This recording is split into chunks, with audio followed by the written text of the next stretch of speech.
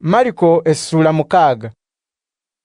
Yesu n'ava mu kitundu ekyo n'alaga mu nsi y'ewaabwe, n'abayigirizwa be ne bagenda naye. Olunaku lwa Ssabbiiti bwe lwatuuka, n'atandika okuyigiriza mu kkuŋŋaaniro. Abantu bangi abaaliwo bwe baawulira by'ayigiriza ne bawuniikirira ne bagamba nti, "Bino byonna yabiggya wa? Magezi ga ngeri ki gano ge yaweebwa? Era asobola atya okukola ebyamagero bino? Ono si ye mubazzi, mutabani wa Maliya, era muganda wa Yakobo ne Yose ne Yuda ne Simooni? Era bannyina tebabeera kuno naffe?" Awo ne bamukwatirwa obuggya. Yesu n'abagamba nti, "Omulanzi assibwamu ekitiibwa wonna wonna, okuggyako mu kitundu ky'ewaabwe ne mu kika kye ne mu nnyumba y'ewaabwe." Era eno Yesu teyasobola kukolayo byamagero okuggyako okuwonyaayo abalwadde abatonotono ng'abakwatako. Yeewuunya nnyo kubanga abantu baayo tebaalina kukkiriza. Awo n'agenda ng'ayigiriza mu byalo ebiriraanyeewo. Awo Yesu n'ayita abayigirizwa be 12 ne bajja bw'ali, n'abatuma 2 era n'abawa obuyinza okugoba emyoyo emibi ku bantu. N'abakuutira nti, "Mu lugendo luno temugenda na kantu na kamu okuggyako omuggo. Temutwala mmere wadde ensimbi oba ensawo ng'ez'abasabiriza. Naye mwambale engatto, era buli omu ayambale ekkanzu emu yokka, tatwala yakubiri." Era n'abagamba nti, "Buli kibuga kye muba mutuuseemu, musule mu maka g'abantu ababaaniriza okutuusa lwe muliva mu kibuga ekyo. Bwe mutuuka mu kifo ne batabaaniriza oba ne bagaana okubawuliriza nga muvaayo. Era bwe muba muvaayo, n'enfuufu eba bakutte ku bigere mugyekunkumulangako olw'okulabula abantu abo." Awo abayigirizwa ne bagenda nga bategeeza abantu nti, "Musaanidde okuleka ebikolwa byammwe ebibi." Ne bagoba emyoyo emibi mingi ku bantu, ne basiiga abalwadde omuzigo ne babawonya. Awo kabaka Herode n'awulira ettutumu lya Yesu, kubanga yali ayogerwako wonna, abamu nga bagamba nti, "Ye Yowaana Omubatiza azuukidde, kyava aba n'obuyinza okukola ebyamagero." Naye abalala nga bagamba nti, "Ye Eriya." N'abalala nti, "Mulanzi, omu ku balanzi ab'edda." Herode bwe yabiwulira n'agamba nti, "Yowaana Omubatiza gwe natemako omutwe yazuukidde." Herode yennyini ye yali alagidde Yowaana akwatibwe era aggalirwe mu kkomera. Kino kisanyuse Herodiya, Herode gwe yali awasizza ng'amusigudde ku muganda we Filipo. Yowaana Omubatiza yagambanga Herode emirundi mingi nti, "Tokkirizibwa kusigula muka muganda wo n'omufuula mukazi wo." Kino ne kireetera Herodiya okuwalana Yowaana n'ayagala n'okumutta, kyokka nga tasobola. Herode yali ata Yowaana ng'amanyi nti Yowaana musajja mwesimbu era mutuukirivu, kyeyava amukuuma aleme kubaako kabi. Yayagalanga okumuwuliriza, newankubadde buli lwe yamuwulirizanga yeeraliikiriranga nnyo mu mutima. Naye olunaku lwatuuka, Herodiya n'afuna akakisa. Lwali lunaku lw'amazaalibwa ga Herode. Herode n'afumba embaga, n'ayita abakungu be n'abakulu b'abaserikale n'abantu abatutumufu mu Ggaliraaya. Muwala wa Herodiya bwe yajja n'azina, n'asanyusa nnyo Herode n'abagenyi be. Awo kabaka n'agamba omuwala nti, "Nsaba kyonna ky'oyagala n'akikuwa." N'alayira n'okulayira nti, "Kyonna kyonna ky'onoonsaba n'akikuwa, ne bw'onooyagala obwakabaka bwange tubugabanire wakati." Awo omuwala n'afuluma ne yeebuuza ku nnyina nti, "Kiki kye mba nsaba?" Nnyina n'addamu nti, "Omutwe gwa Yowaana Omubatiza gw'oba osaba."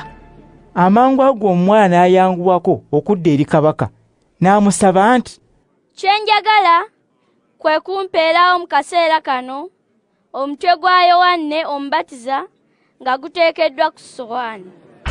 Kino ne kinakuwaza nnyo kabaka, naye olw'okubanga yali alayidde, ate nga n'abagenyi be bawulidde, n'atayagala kumumma kyamusabye. Amangu ago kabaka n'atuma omuserikale omukuumi w'ekkomera okuleeta omutwe gwa Yowaana. Bwe yatuma n'agenda mu kkomera n'atemako Yowaana omutwe, era n'aguleetera ku ssowaani n'aguwa omuwala, n'omuwala n'aguwa nnyina. Abayigirizwa ba Yowaani bwe baamanya ne bajja ne batwala omulambo ne baguziika. Awo abatume ne bakomawo awali Yesu, ne bamunyumiza byonna bye baali bakoze ne bye baali bayigirizza.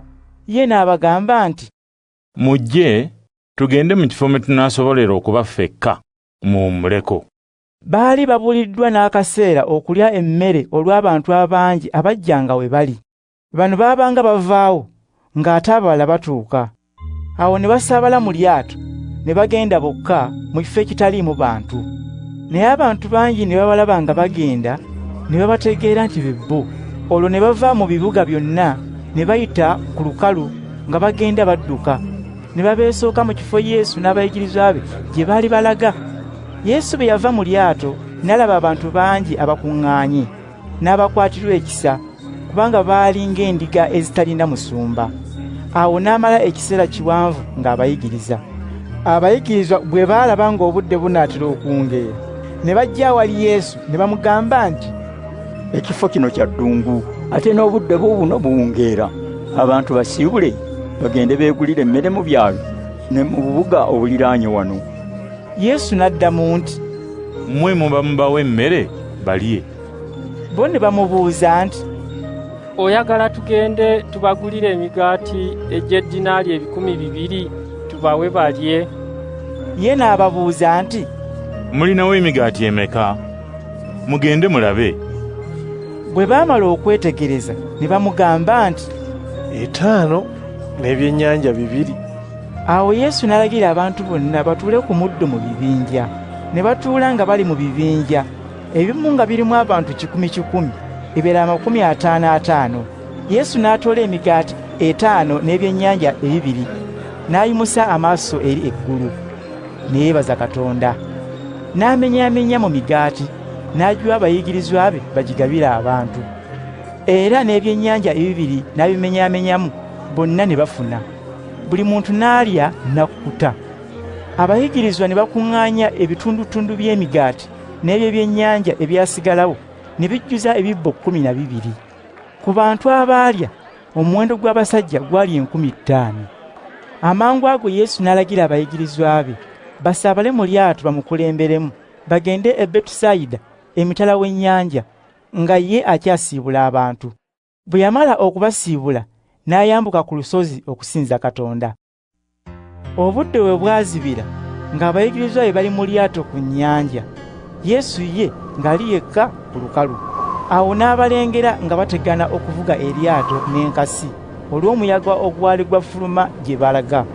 Obudde bwali bunaatera okukya, n'ajja gye bali ng'atambula ku mazzi, n'abanga ayagala okubayitako. Naye bo bwe baamulaba ng'atambula ku mazzi ne balowooza nti muzimu, ne baleekaana kubanga bonna baamulaba ne batya nnyo.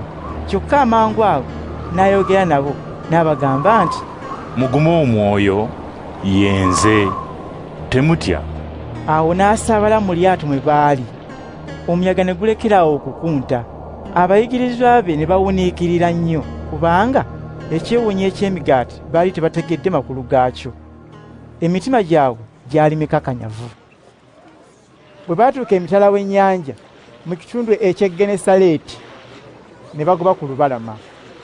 Bwe baava mu lyato, abantu ne bategeera Yesu amangu ago. Ne badduka nga bayita buli wantu mu kitundu ekyo, ne baleeta abalwadde nga babasitulidde ku butanda, ne batwala wonna we baawuliranga nti Yesu waali. Wonna wonna we yalaganga, mu butale, mu bibuga oba mu byalo, abantu bassanga abalwadde mu bifo ebikuŋŋaanirwamu. Ne bamwegayirira akkirize waakiri bakwate ku lukugiro lw'ekyambalo kye, era bonna abaakikwatako baawona.